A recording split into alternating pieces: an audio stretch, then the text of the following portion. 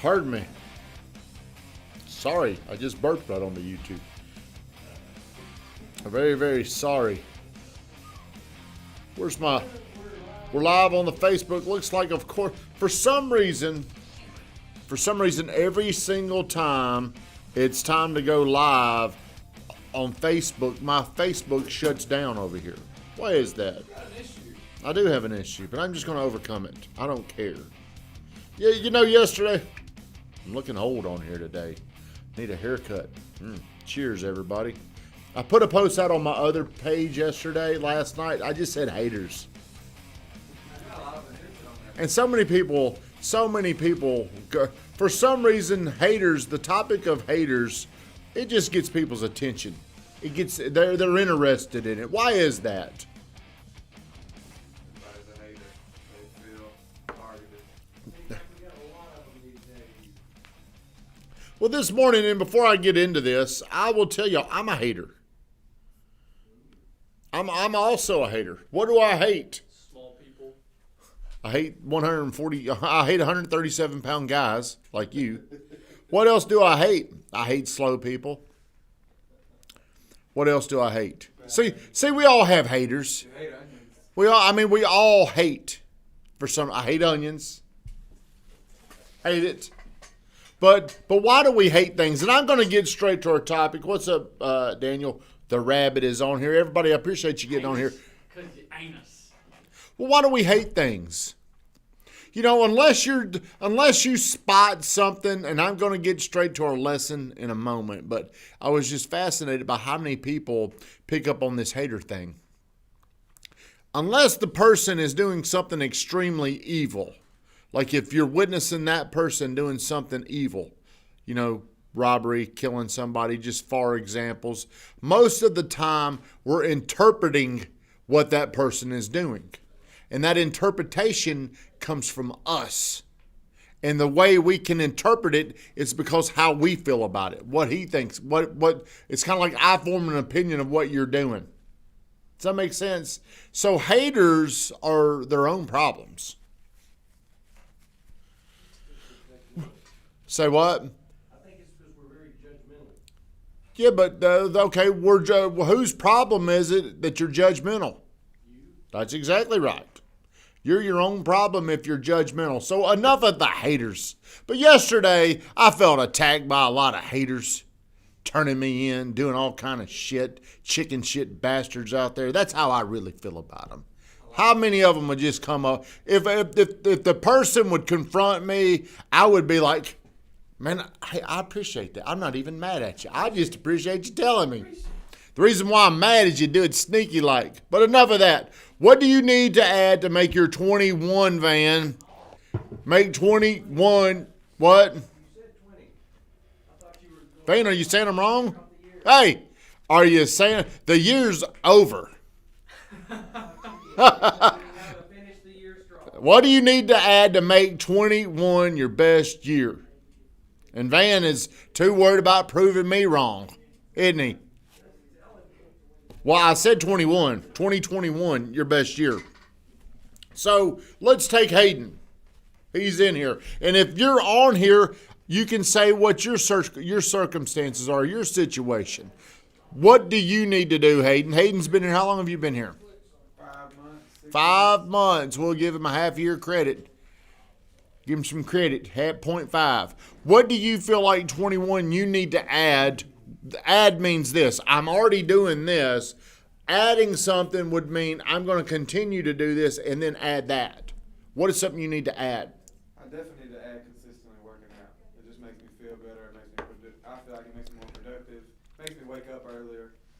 So I just feel like working out and waking up earlier go hand in hand. Okay. That's good. I'm going to get a little bit more specific. What do you need to add in your business life? That is something I agree. Working out will help you. Yeah. What is something that you need to add to your business life to expand that area? I'd say creativity, just in my Okay. follow-up and everything else. I like that. See, so a lot of people, they talk about working hard. I'm spitting everywhere. This Starbucks has got me sweaty and spitty up here. A lot of people, you're going to hear this. Most of your life, you're going to hear the word grind. You got to grind. You got to work hard. You got to do all these things. That's going to get you to a certain level. You understand what I'm saying? You can work hard by yourself. You can work extremely hard. Hey, Seabolt, what's up? And it's only going to get you to a certain level of results. Then you're going to have to start adding new things in. So I liked what you just said, adding creativity. That's actually something that I have in my notes. Whenever you get to a certain threshold of working hard, there's two things that we have preached this year to be able to accomplish things. Does anybody in the audience know what they are? Courage, confidence. Nope, that's three things. Things to get better. Yep. How to improve skill. Improving your skills. What? Improving your skills. Or work There's two really things. hard. You work harder and you improve your skills. Okay, well, good job. I appreciate y'all that you actually knew that. You probably could have guessed it, I but thought you said 3. I said, well, man, no, for some reason people aren't hearing me correctly this morning. So, who's coming in? Do we have a closing? Woo! Come in, come in. Hey, What's up? what's up? What's up? Hello, hello. So there's two things we have focused on this year. Improvement and doing more. Next year, whenever I say add in things, Josh, trick question, am I saying you're going to stop doing these things or are you going to do these and add more in? Do these and add more. That's right. So you've got to continue to do more. You've got to continue to make yourself better. Hayden picked one that we all need.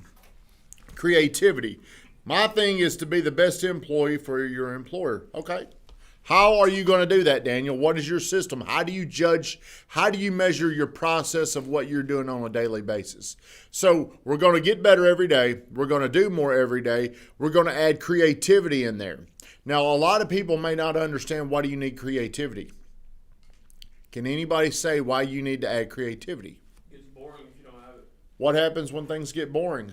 People quit doing whatever they're. Well, I don't think he's talking about. I mean, what exactly did you mean by adding in creativity? I mean, I was talking about just being creative in my follow-up, my prospecting, my videoing. And I think doing that, people buy from who's the most known. And I That's just feel exactly right. See, so creative, we get more need interesting you are. our company, our little culture, we need to all be in agreement and understanding that this is what we need to do. You do more, you get better. First off, we need to develop better systems. We have been putting systems in, and because I'm not a very systematic person, the whole company, they struggle with that. Because I'm the kind of guy that comes in here and throws all this change on the counter and says, count this, and walks off. Tell me how much we got. I'm not the most systematic person, but we need to add more systems in place. How many of you are trying to get to another level, and if you're watching this, you just don't know how? You've got to add systems in place. You've got to add structures in place. You've got to add some type of metrics to where you're measuring this. The other thing that Hayden said was you've got to add creativity. You might talk to somebody on Friday. How hard is it to get back in touch with them? Really depends on how much value you brought to them in that first conversation. All right, well, that comes down to this. If you get really good working on that skill, they're going to remember you more. If they don't answer your phone call, see, we've got to find ways to creatively get their interest back. They don't know you. We got to find creative ways, creative structures, so they do know us. Somebody read what Daniel said. I can't read that. Got it? Daniel said, I hit the floor running using ideas and training to better serve my customers and my company with end results that are proactive and productive. Okay. So what are we measuring every day? So you guys are to have a target. You got to have a target. Whenever you're trying to lose weight or if you're trying to gain weight, you've got targets. Everything needs a target. How many more pounds do you want to gain? 190 minus 147, about 30, That's about 50 pounds, 40 pounds. Who knows? Somewhere in there. 40 pounds. Let's say 40. You want to gain 40 pounds. What do you want to do? I just want to be in shape. See, that ain't specific enough. Your brain needs a very, very specific target to go want a after. 6-pack. I don't know if that's enough. I think it is. 'Cause I know when I'm in my best Well, I think you're wrong. I think performance coaches and psychologists would say your brain needs a very specific target. Well, I'd like to be 192. I know. There you go. I'm at a good weight at There you 190. go. You got to have a Fit target. 190, but I could be a fat 190. And All that right. wouldn't be good. All right. Well, what about in your business? What is your specific target? What is it that you see? You've got this target, and then you've got a process that you've got to go by to hit that target. What is your business target? What do you want to do How much money you want to make a year? before taxes? Well, Before taxes, how much do you want? Yeah, every day I write down these little targets every day and every night, and sometimes I'm like, damn, I don't want to go in there and do that. Why would I not want to go in there and do something that takes 1 minute and 11 seconds? I time it. it's inconvenient. Hmm. It's inconvenient in the moment. Maybe I feel like I'm letting myself down. Maybe I'm not getting there, and I'm like, I got to go in there and write this bullshit down again that I ain't getting close to. But hey, I keep doing it. I keep doing it every single day. I make myself look at, one day we're going to sell 500 houses. I see that. I believe that. The hardest problem I ever had in my life was believing I could do something big.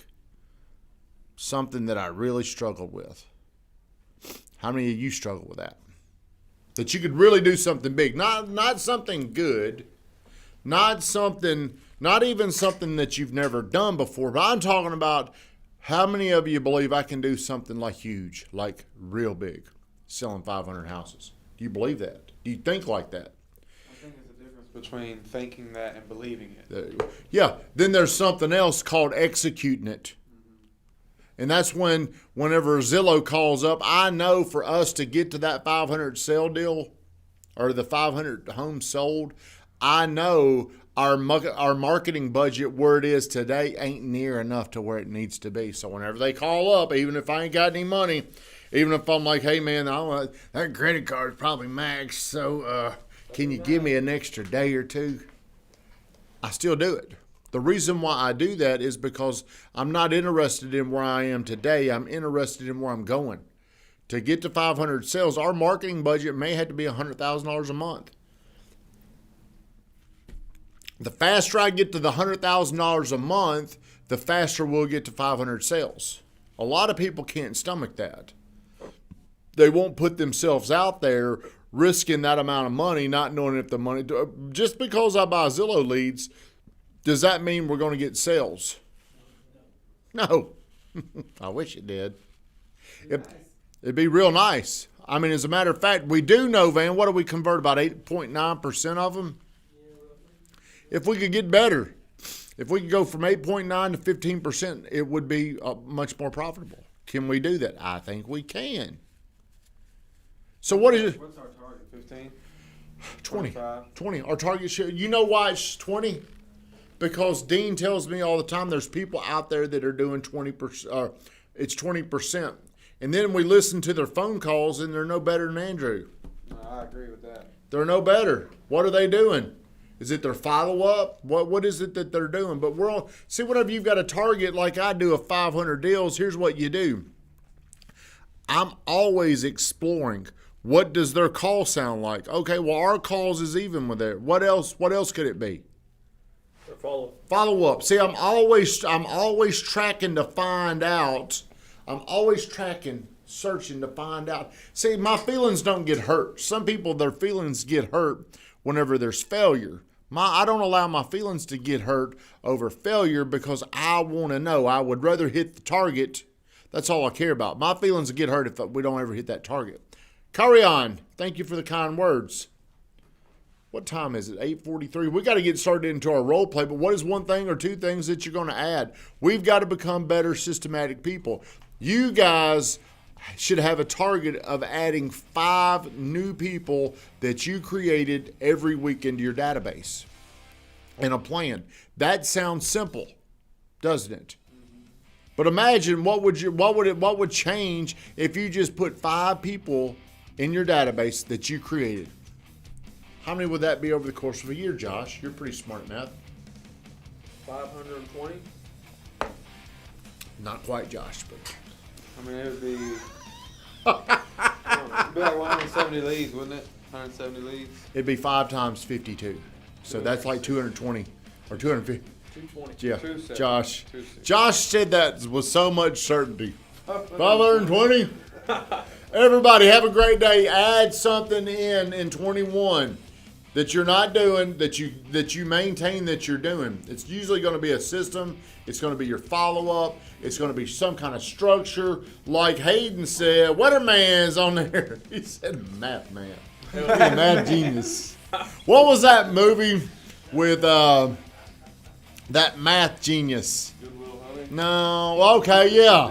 What was his name? Will? Will Hunting. You're going to, hey, Will.